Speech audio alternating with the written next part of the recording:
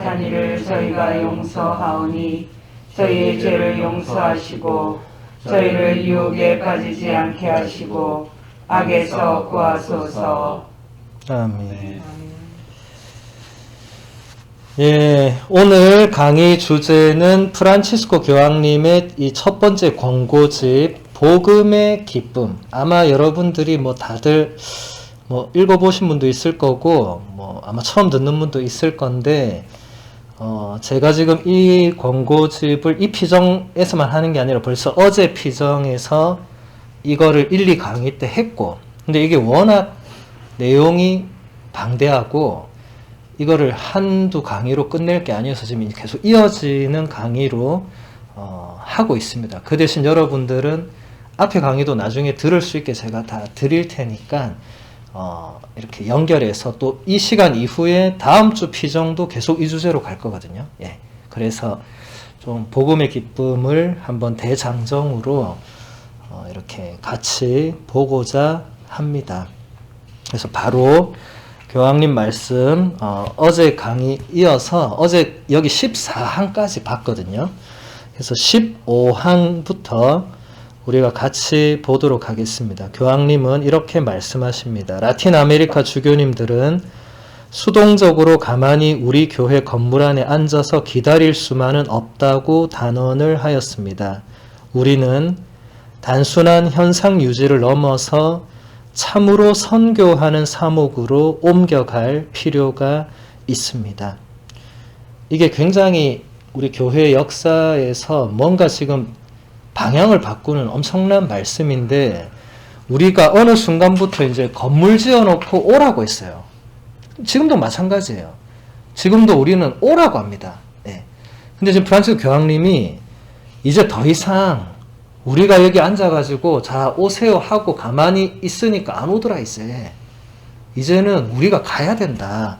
건물 안에 있지 말고 나가서 뭔가를 해야 된다.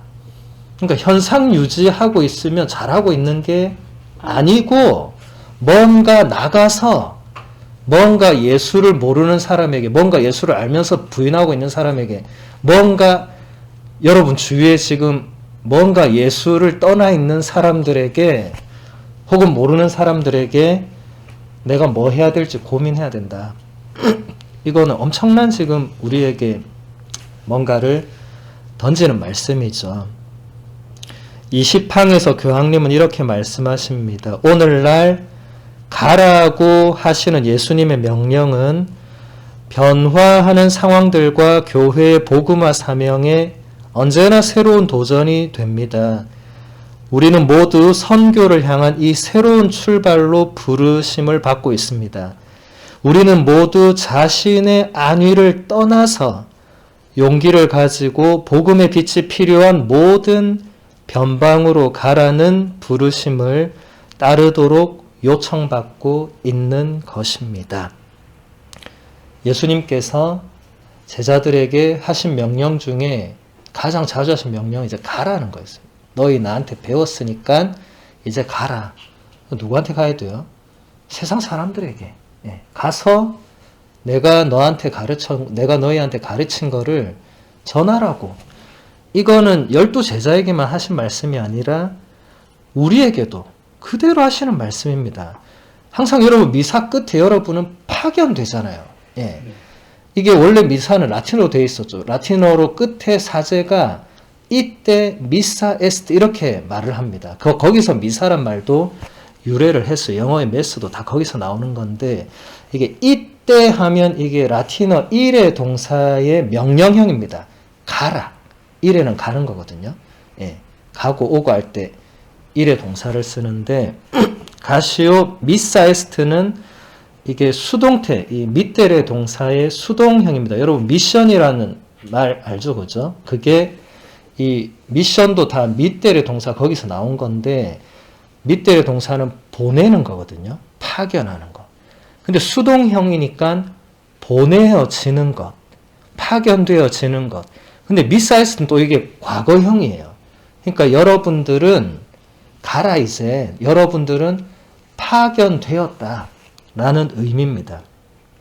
근데 이거를 이제 한글은 좀 의역을 해서 뭐 미사가 끝났으니 가서 복음을 전하자, 뭐 그냥 주님을 찬미하자, 뭐 이렇게 되어 있지만 어쨌든 여기서 핵심은 가라는 명령이거든요. 그러니까 여러분은 매번 미사 때마다 예수님께서 가라고 하는 명령을 받고 나가는 겁니다. 예. 그러니까 이게 사실은 굉장히 중요한 건데 이 부분을 그동안 우리가 별로 중요하게 다루지 않았고 프란치스코 교황님께서 우리가 중요하게 다루지 않았는데 이 부분을 다시 언급을 하면서 우리는 가야 된다, 누군가에게. 신앙인은 자기 안위를 위해서, 나만을 위해서, 나의 가족만을 위해서 뭔가 이렇게 기도하고 막 이렇게 하는 게 아니라 다른 누군가에게 가서 뭔가를 전하는 게 우리의 본질이다. 그래서 용기를 가지고 복음의 빛이 필요한 모든 변두리로 가라는 부르심을 우리는 끊임없이 받는다. 예. 프란치스코 교황님은 이 변두리, 변방, 이런 곳을 자주 언급을 하시고 그런 곳으로 우리가 갈 것을 자주 요청하시고 오늘을 세계 가난한 이의 날로까지 정했습니다.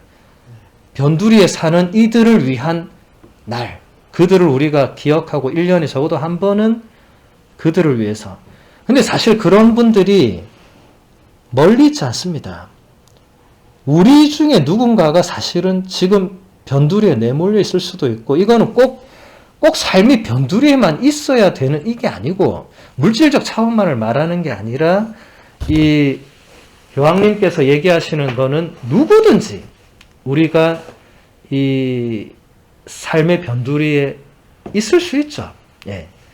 그래서 여러분, 가난은 꼭 진짜 물질적으로 가난하고 어려운 분들도 물론 해당되지만 그게 아니라 우리 주위에서 누구든지 이 힘들고 어렵고 혼자 내몰려 있고 이런 처지에 있는 사람들이 있겠죠. 뭐 없을 수가 없겠죠. 이 세상살이가 녹록지가 않은데 다 날마다 평안하고 행복하고 그럴 수가 없잖아요. 그럼 이제 그런 사람들에게 찾아가야 되는데 누가 가야 되냐? 나보고 가라는 거예요. 나보고. 사람들 전부 다 신부님 저는 제 앞가림도 못하고 그럼 도대체 누가 가요? 다 지 앞가림 못하고 사는데 도대체 제가 그러면 누구 보고 가라고 하겠습니까? 제가 가야 됩니까? 저도 가려고 애를 쓰고 저도 최대한 가지만 그럼 신부만 가야 되냐? 아니잖아요. 예수님께서 자 신부들만 가고 신자들은 평소에 고생 많이 하니까 주일에 집에서 쉬고 예수님 단 한 번도 그렇게 말씀하신 적 없어요. 네. 이거는 모두에게 해당되는 보편적인 사명이라고 할 수 있습니다. 21일 항에서 교황님은 이렇게 말씀하십니다. 제자 공동체의 생활을 가득 채우는 복음의 기쁨은 선교의 기쁨입니다. 이 기쁨에는 언제나 출발하여 복음을 전하고 자기 자신을 떠나서 좋은 씨앗을 뿌리며 끊임없이 나아가는 힘이 있습니다. 주님께서는 이렇게 말씀하십니다. 다른 이웃 고을들을 찾아가자. 그곳에도 내가 복음을 선포해야 한다. 사실 나는 그 일을 하려고 떠나온 것이다. 씨앗이 어느 곳에 뿌려지면 예수님께서는 무언가를 더 설명하시거나 표징들을 일으키시려고 그곳에 더 머물러 계시지 않습니다. 성령께서는 그분께서 다른 고을로 떠나시도록 이끄십니다.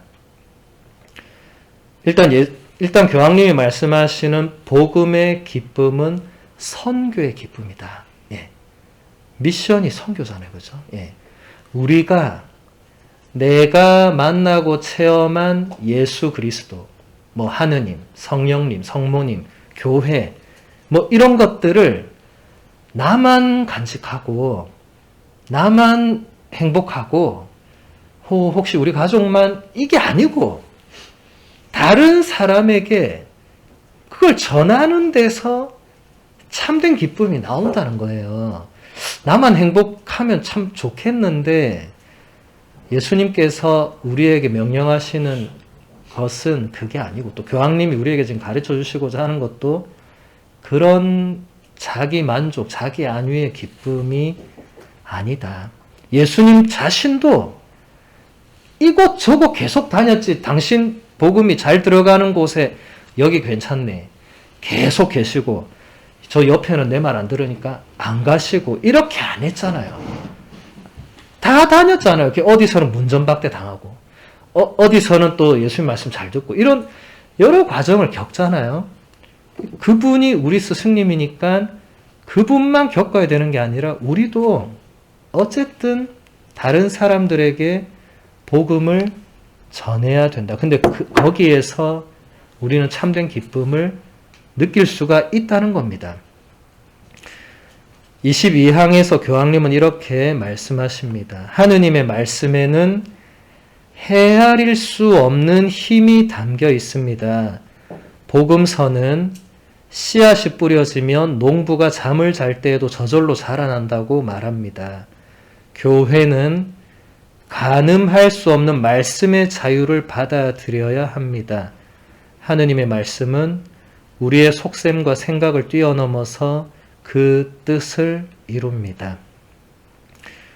말씀의 힘을 교황님이 말씀을 가르쳐 주시는데, 우리가 신앙적으로 뭔가를 할 때 말씀의 힘으로 해야 됩니다.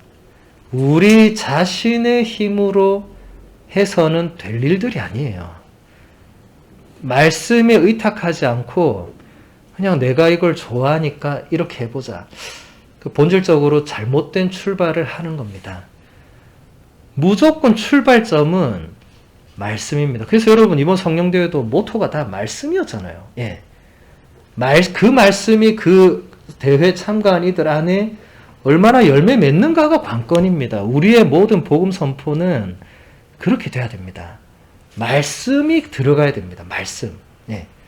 그래서 오늘 성취주배 때 제가 그 말씀이 어떻게 전해지는가에 대한 복음 말씀을 들려드린 거예요. 예. 말씀은 씨앗처럼 이렇게 뿌려집니다. 근데 우리가 이제 그런 도구가 되어야 되겠죠. 일단 우리가 말씀을 받는 그런 땅이기도 하지만 우리는 또 말씀을 다른 곳에 전하는 또 도구이기도 합니다. 예. 어쨌든 중요한 거는 본질은 말씀이라는 거죠. 말씀. 여기에는 헤아릴 수 없는 힘이 있다. 쉽게 말하면 우리가 예측할 수 없는, 혹은 우리의 예측을 완전히 뛰어넘는 힘이 하느님 말씀 안에는 있다. 아멘. 그것을 우리가 얼마만큼 거기에 대한 확신으로 그 말씀에 의탁하는가 하지 않는가가 우리의 그 이런 신앙적인 활동의 열매들을 결정을 하겠죠. 23항에서 교황님은 이렇게 말씀하십니다. 스승님을 충실하게 본받으려는 교회는 오늘날 세상에 나아가 모든 이에게 모든 장소에서 온갖 기회에 주저하거나 망설이지 말고 두려움 없이 복음을 선포하는 것이 매우 중요합니다. 복음의 기쁨은 모든 민족들을 위한 것입니다. 여기에는 그 누구도 예외가 될 수 없습니다. 여기서 스승님은 누구를 말하죠? 예수 그리스도를 말하죠. 예수님께서 친히 말씀하셨죠. 너희의 스승은 그리스도 한 분밖에 없다. 영원한 우리의 스승님은 예수 그리스도 그분이십니다. 그래서 교황님의 딱 첫 문장이 스승을 충실히 본받으려는 교회. 교회는 우리들이죠. 그러면 이거는 우리는 언제나 예수님을 우리의 롤 모델로 삼고 그분을 충실하게 본받으려고. 그게 무슨 말이죠? 예수님께서 하셨던 말씀, 행동, 또 아마 그분이 하셨을 생각, 이런 것을 우리가 끊임없이 담고 배우려고, 모방하려고, 따라하려고. 그게 본받는 거죠. 근데 계속 그렇게 애쓰다 보면 나도 모르게 닮아가겠죠. 그렇지 않습니까, 여러분?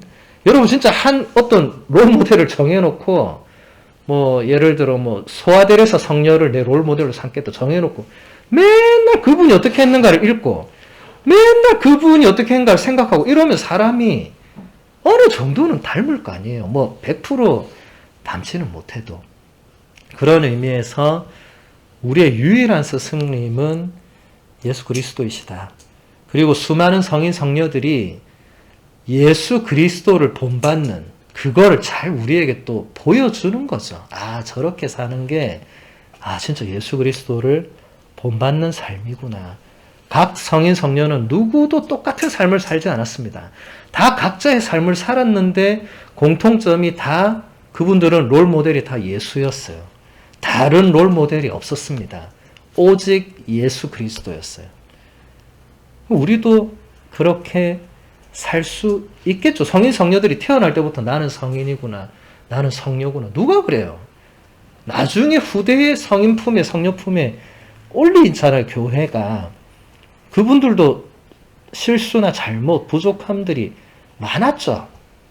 그런데도 예수 그리스도를 본받는 그 모범을 우리에게 보여주시는 그것 때문에, 그러니까 우리도 가능한 거죠. 그래서 우리는 모든 사람에게 모든 기회에 주저하거나 망설이지 않고 두려워하지 않고 복음을 선포해야 된다. 예. 우리 그렇게 하고 있는가를 돌아봐야 되겠죠. 왜 우리가 그렇게 해야 되냐면 복음의 기쁨이 단순히 우리 그리스도교 신자들만을 위한 게 아니다. 왜냐하면 하느님은 온 세상을 창조하신 우주 만물의 주인이신데 어떻게 당신 믿는 사람에게만 복 다 주고 그래 너네는 그럼 나머지 사람 뭐예요? 다 어둠의 자식들이에요? 아니잖아요. 하느님께서 다 사랑하는 자녀들이잖아요. 우리는 그들에게도 복음을 전해야 됩니다. 여기는 아무 예외가 없다고 말합니다. 예. 이것은 우리 종교를 강요하자 이게 아니고 이건 앞에 강의에서 나왔습니다. 그래서 아마 여러분들이 나중에 앞에 강의 들으면 교황님이 이 부분 말씀하신 걸 들을 수 있을 거예요. 우리가 하는 선교는 종교의 개종 강요가 아니라 내가 믿고 있는 신앙의 매력을 전하는 거다. 분명히 얘기합니다. 다른 종교인에게 야 우리 종교로 와. 너네 종교보다 우리가 좋아. 이런 선교를 교황님 말씀하시는 게 아니라 우리 그리스도교만이 지닌 매력. 그러니까 불교나 다른 종교에 없는 매력이 있을 거 아니에요. 물론 그 종교들도 그 종교만의 매력이 있겠죠. 그러니까 수많은 사람들이 이 오랜 세월 동안 그 종교에 있는 거잖아요. 근데 그걸 서로 강요하고 이런 게 아니라 우리는 어쨌든 우리의 신앙의 그 매력을 다른 사람들에게 강요가 아니라 전해야 된다. 받아들이고 안 받아들이고는 이제 그 사람들의 자유고, 근데 전하고 안 전하고는 우리는 자유가 아니라 우리는 필수다. 예. 선택이 아니라 우리는 필수다라는 겁니다. 24항에서 교황님은 이렇게 말씀을 하십니다. 복음을 전하는 공동체는 말과 행동으로 다른 이들의 일상생활에 뛰어들어 그들과 거리를 좁히고 필요하다면 기꺼이 자신을 낮추며 인간의 삶을 끌어안고 다른 이들 안에서 고통받고 계시는 그리스도의 몸을 어루만집니다. 따라서 복음 선포자들은 양들의 냄새를 풍기고 양들은 그들의 목소리를 알아듣습니다. 복음을 전하는 공동체는 아무리 힘들고 기나긴 길이라도 한 걸음 한 걸음을 사람들과 함께 갑니다. 또한 사도 바오로처럼 오래 참고 기다리는 데에 익숙합니다. 복음화는 무한한 인내로 이루어지며 온갖 제약을 헤아립니다. 주님의 은총에 충실한 복음화는 또한 열매를 맺습니다. 아주 아름다운 말씀들이죠. 그래서 제가 예전부터 이 부분은 자주 인용해서 강론 때나 다른 강의 때도 많이 얘기했던 부분입니다. 우리가 복음을 전하는 데 있어서 우리가 예수 그리스도를 다른 사람에게 전하는 데 있어서 아무리 힘들고 기나긴 여정이라도 우리는 계속 한 걸음 한 걸음을 같이 가야 된다. 포기하고 싶을 때가 많죠. 솔직히 저 사람은 안 된다고 이미 마음속으로 선을 끊는 경우가 있지만 그럼에도 불구하고 안고 가라는 거죠. 예수님이 유다를 끝까지 안고 갔습니다. 배신할 거 왜 몰랐겠어요. 알면서도 안고 갔어. 마지막까지 본인이 튀어나갈 때까지 계속 안고 갔어요. 예수님은 유다의 발도 씻어줬습니다. 나 같으면 안 씻어줘요. 배반할 거를 알고 있었는데 너 그냥 빨리 가라. 해도 되잖아요, 사실. 어차피 똑같이 할 건데. 그런데도 예수님은 유다의 발을 똑같이 씻어줍니다. 우리도 그분이 스승님이시니까 우리도 그렇게 하도록 노력을 해야 되겠죠. 뭐 똑같이 하긴 어려워도 본받기 위해서 노력은 해야 되겠죠. 또 바오로 사도가 얘기한 이건 사랑의 창가, 코린토에서 13장에 사랑의 창가를 교황님 인용한 거죠. 거기서 사도 바오로 얘기하잖아요. 사랑은 오래 참습니다. 사랑은 친절합니다. 사랑은 시기하지 않고 무례하지 않고 뭐 남에게 모욕을 주지 않고 모든 것을 참고 막 그 아름다운 그 사랑의 창가에서 교황님은 딱 이 핵심적인 공범을 가졌어요. 오래 참고 기다리는 것. 그것을 우리가 다른 사람에게 복음을 전할 때 꼭 지녀야 되는 태도다. 참아줘야 된다. 기다려줘야 된다. 여러분 사람이 쉽게 안 바뀌잖아요. 뭐 솔직히 쉽게가 아니라 사람은 죽을 때까지 안 바뀔 수도 있잖아요. 그래도 포기하지 말자는 겁니다. 그래도 참고 기다리는 게 그게 사랑이고 그게 하느님의 뜻이라는 거죠. 그래서 무한한 인내로 이루어지는 게 복음화다. 또 온갖 제약을 헤아린다. 그러니까 온갖 어려움과 한계 이런 것들을 받아들인다는 거죠. 네. 나 이제 안 해. 이게 아니라는 겁니다. 예수님께서 우리에게 바라시는 거는 주님 저 이제 안 하겠습니다. 이것만은 안 되고 주님 그래도 진짜 이렇게 힘들고 어렵지만 그래도 제가 같이 가보겠습니다. 이것을 원하신다는 거죠. 계속되는 24항에서 교황님 이런 말씀을 하십니다. 공동체는 밀을 돌보고 가라지를 보아도 내버려 둡니다. 씨를 뿌린 사람은 밀 가운데 가라지가 자라는 것을 보더라도 불평하거나 지나친 반응을 하지 않습니다. 씨 뿌리는 사람은 말씀이 구체적인 상황에서 실현되고 새로운 생명의 열매를 맺게 하는 방법을 모색합니다. 그런 열매가 덜 연글고 서리고 보여도 그렇습니다.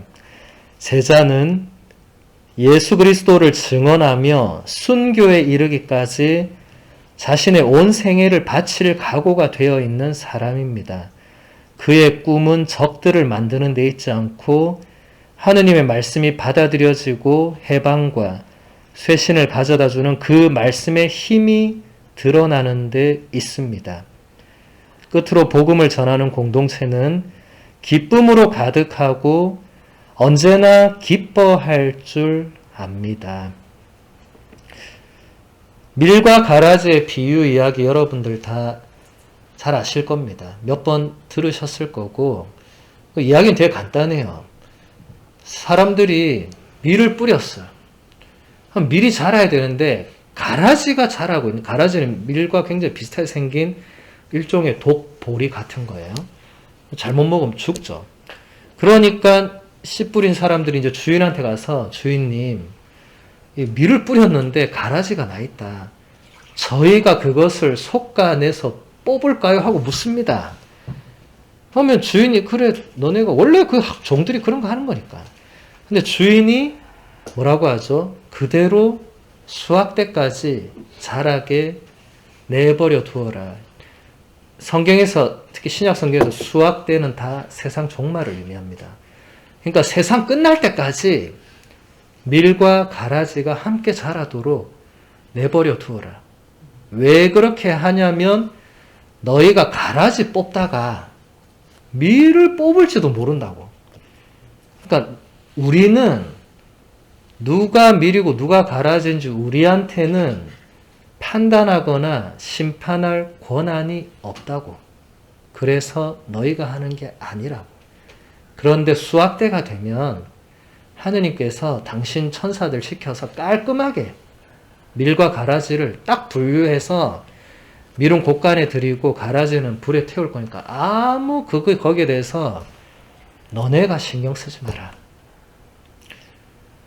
자, 우리가 일단 밀이 뭐 어떻게 선한 사람, 뭐 열심히 신앙생활하는 사람 이렇게 놓고 가라지는 나쁜 사람, 악한 사람, 온갖 진짜 뉴스만 틀면 이 열받는 사람들 막 그렇다고 생각할 때 누가 밀이고 누가 가라지냐?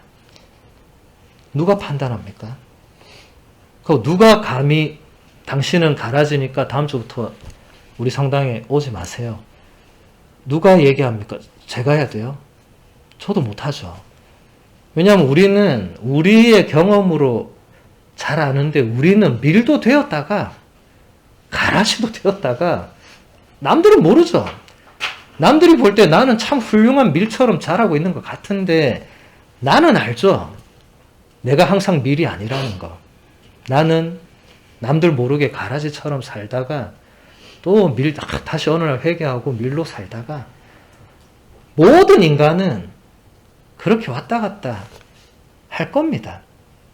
그걸 이제 왔다 갔다 안 하려고 최대한 노력하고 그래 사는 거죠.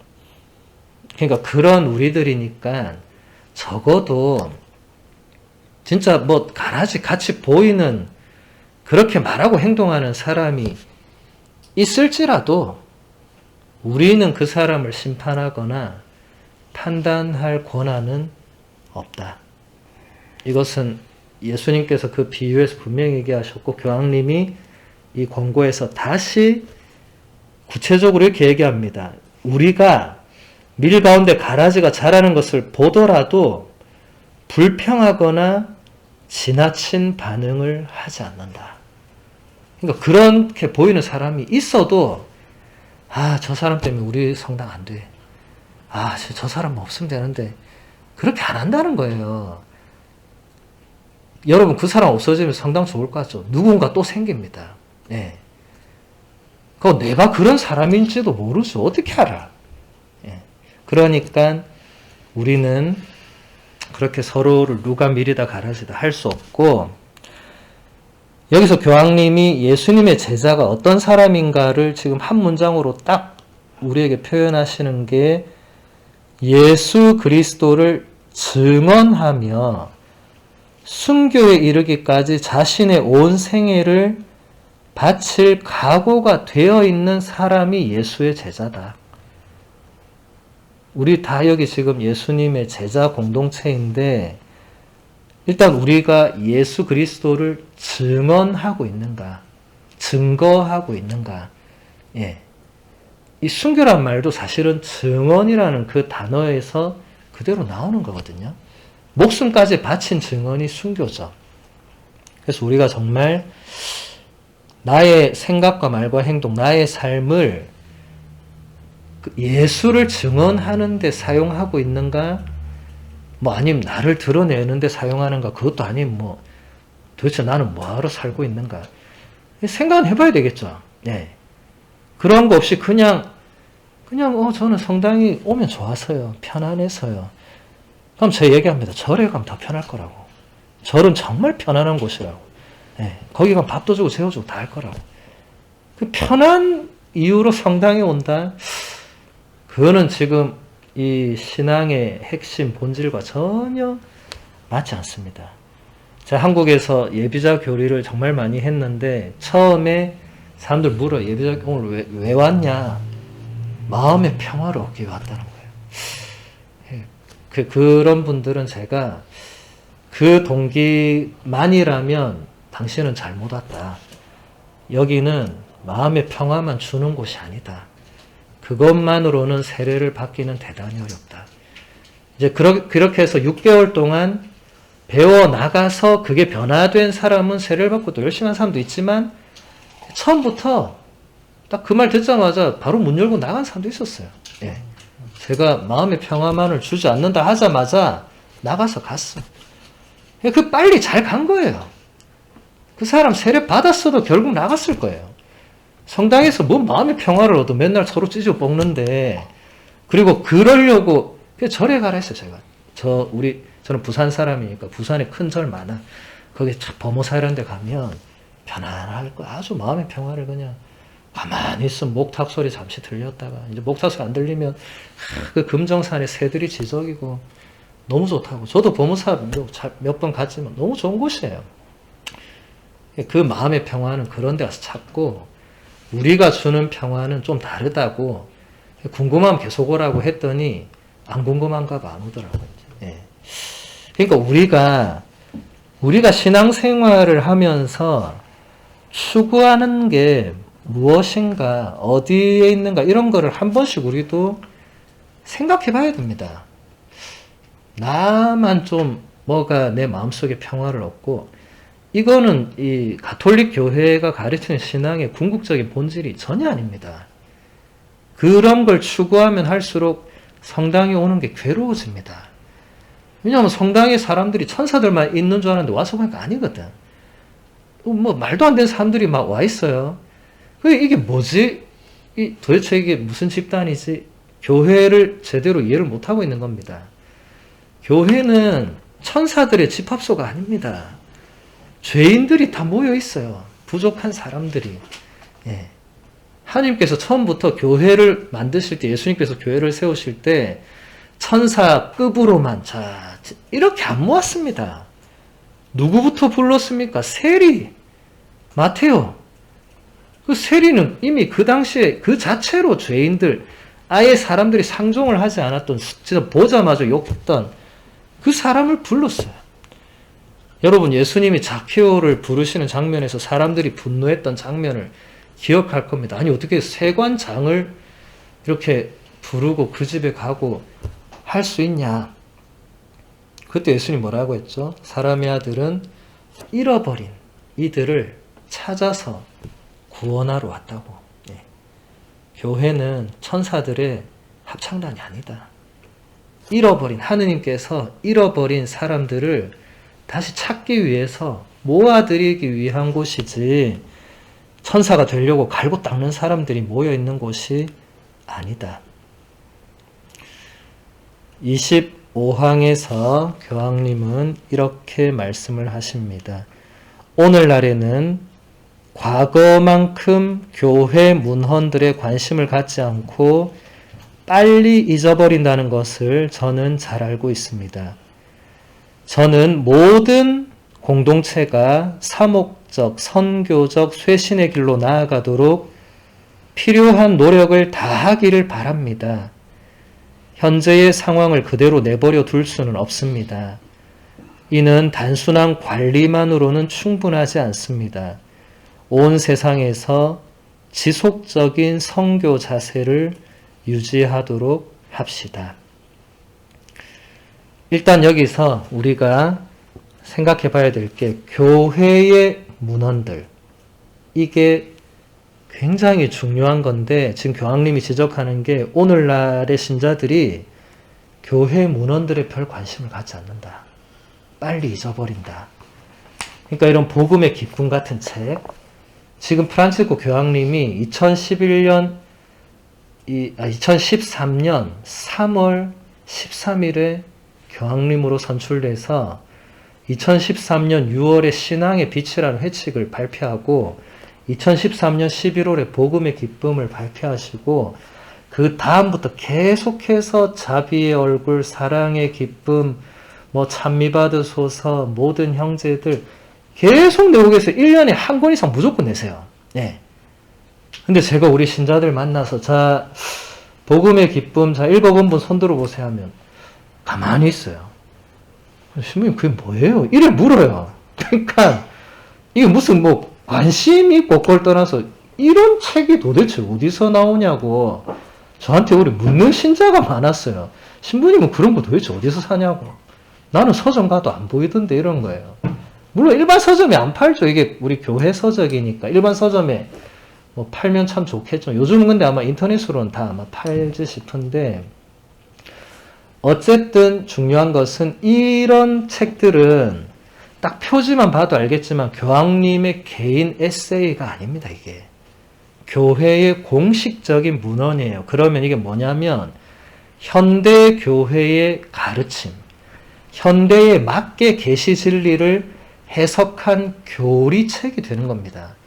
그러니까 사실은 이런 책이 나오면 신자분들은 바로 읽어야 되고, 신자분들이 바로 읽기 어려우면 이제 저같이 신부들이 이것을 신자들에게 소개하고 설명하고 해야 돼요.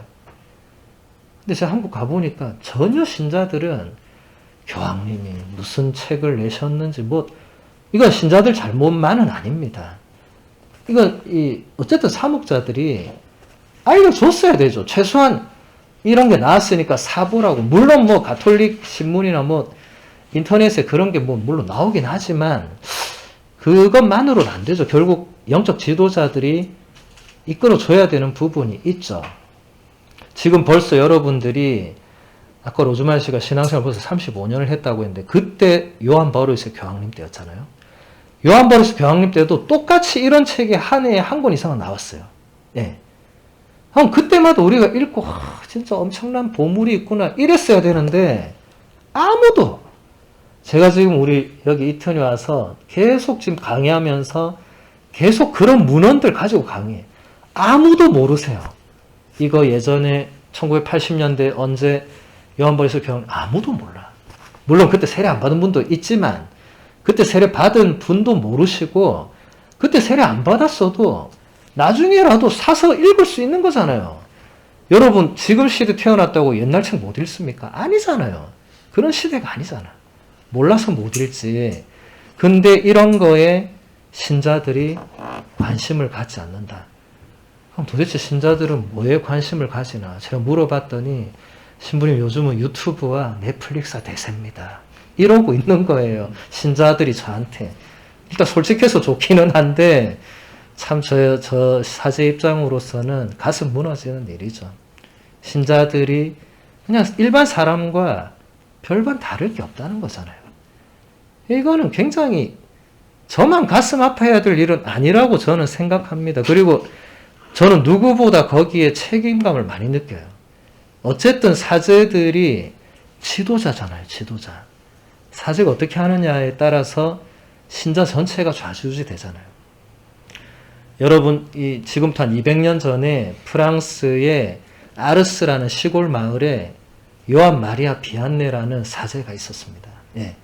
이 사제는 너무 머리가 나빠가지고 신학교를 한 6번 떨어져요. 라틴어를 계속 통과를 못해가지고. 겨우 신부가 됩니다. 겨우. 그것도 신학교 교수들이 다 잘라야 된다고 하는 거를 신학교 학장님이, 그래서 쟤는 참절에 기도 열심히 하지 않느냐, 하나님께서도 쟤를 쓰지 않겠느냐, 그렇게 해서 서품만 주고 진짜 시골 본당 평생 처박아 놨어요. 근데 성인이 되셨습니다. 그분이 뭐 해서 성인 됐습니까? 가서 신자들 다 어딨나 보니까 신자들이 전부 동네 이 유흥장, 지금으로 치면 디스코텍 이런 데 가서 다 춤추고 놀고 있는 거예요. 예. 이제 이 비안네 신부님은 하루 종일 성전에서 혼자 기도를 합니다. 신자들의 회개를 위해서. 하루 종일. 그러니까 신자들이 처음에는 막 맨날 놀다가 신부가 새로 왔다는데 서로 볼 일이면 자기들도 안 가니까. 이제 누가 가봤겠죠. 갔더니 비안네 신부님이 차가운 이 마룻바닥에 무릎 꿇고 하루 종일 기도를 하고 있는 거예요. 신부님 기도하더라. 가니까. 그래? 이러고는 이제 누군가 한 명이 신부님께 신부님 고해성사 좀 주세요. 이렇게 한 거예요. 이제 이 사람이 신부님한테 고해성사하고 좋았겠죠, 뭔가가. 그러니까 옆에한테, 야, 니 다음에 고해성사 신부님 진짜 좋더라. 잘해주더라. 이제 얘도 갔어. 얘도 좋았던 거야. 또 그냥 저한테 얘기해. 이런 식으로 해서 나중에 비안네 신부님은 하루에 18시간씩 고해성사만 주게 됐습니다. 고해성사를 보러 오는 사람이 너무 많아서 이분이 중간에 쉬고 자시고 할 틈이 없어. 하루 24시간인데 18시간 고해하면 나머지 4시간 동안 밥 먹고 기도하고 자고 이걸 다 하신 거예요. 그분은 하루에 한 2시간 정도밖에 안 주무셨다 그래요. 예. 그렇게 하니까 신자들이 변하는 거죠.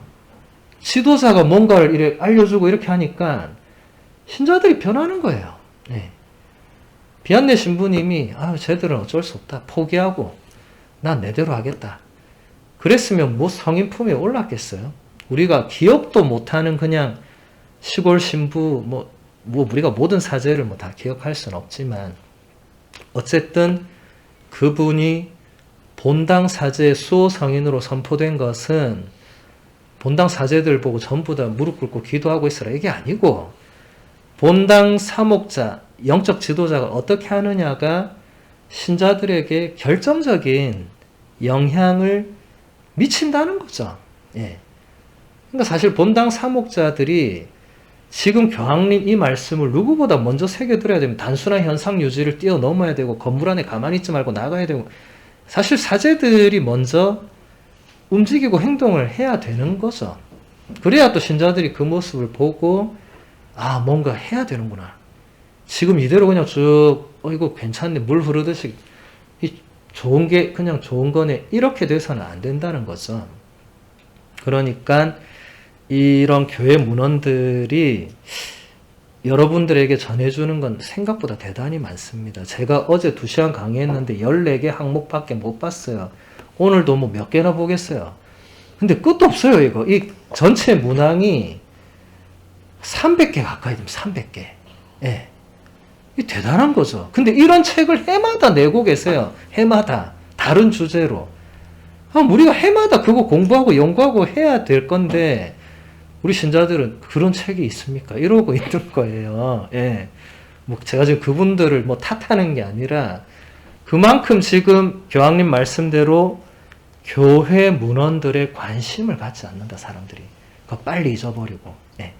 여러분들 지나간 교회 문헌들, 나중에 제가, 특히 우리 필라델피아 소신분들은 제가 제 블로그 내는 거 알려드리면 거기 제가 했던 강의들이 다 있습니다. 강의록도 다 있고. 그러면 이런 문헌들이 있구나 하고 다 보실 수 있을 거예요. 그것도 다도 아니에요. 저도 어차피 선별하니까. 왜냐면 문헌이 너무 많아요. 그만큼 우리 신앙의 유산은 풍요로운 겁니다. 근데 여러분들은 그 풍요로움을 거의 못 누리고 그냥 살아요. 예. 이게 단 줄 알아요. 이렇게 미사하고 성령기도하고 찬양, 이것만 단 줄 알아요. 2000년 동안 쌓여온 게 얼마나 어마어마하겠어요. 여러분 집에 20년만 쌓아놓은 것만 해도 그 어마어마하지 않습니까? 못 버릴 정도로 어마어마하잖아요. 2000년이 뭐가 쌓였어요. 이게 얼마나 대단하겠습니까? 얼마나. 근데 죽을 때까지 그거 한번 맛도 못 보고 죽는다면 너무 슬픈 일 아니겠어요? 그래서 이런 시간을 저도 자주 가지는 거고, 교황님이 이런 문헌들을 자주 읽어보라고 하는 게, 이런 문헌들을 통해서 여러분들이 조금이나마 교회가 이렇게 흘러왔고 이런 가르침으로 우리를 이끌고 예수님께서는 이런 걸 원하시고 이런 걸 배울 수가 있는 거예요. 네. 대단히 중요한 겁니다. 그래서 오늘 이 시간에 우리가 지금 복음의 기쁨을 보고 있습니다. 1강의는 여기서 마무리를 하도록 하겠습니다. 영광이 성부와 성자와 성령께